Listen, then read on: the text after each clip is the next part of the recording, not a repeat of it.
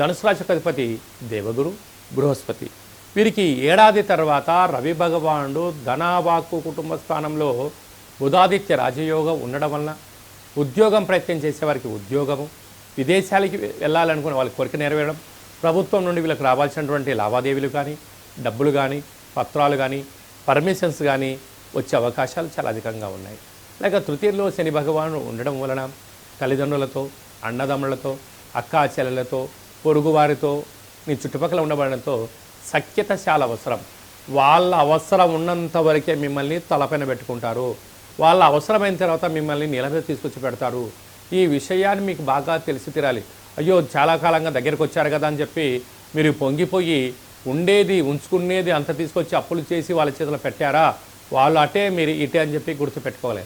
అర్ధాస్తమ శుక్రుడు, అర్ధాస్తమ రాహు కారణం వలన ఆరోగ్య పరిస్థితి అంతంత